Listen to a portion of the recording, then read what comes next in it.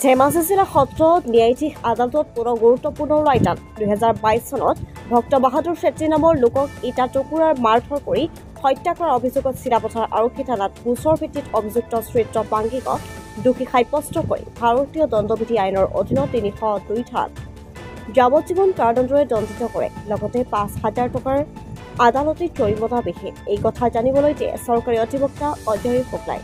সঞ্জজ mister কল্যাণজিৎ শইকীয়াৰ আদালতে আজি এটা বৰ গুৰুত্বপূৰ্ণ গোচৰত ৰায়দান কৰিছে।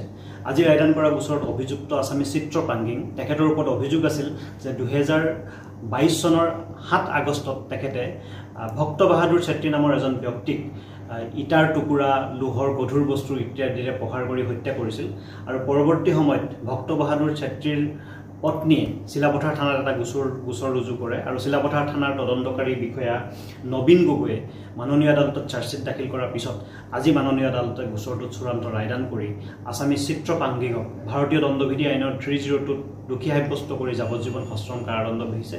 লগতে 5,000 টকাৰ জৰিমনাও বিহিছে।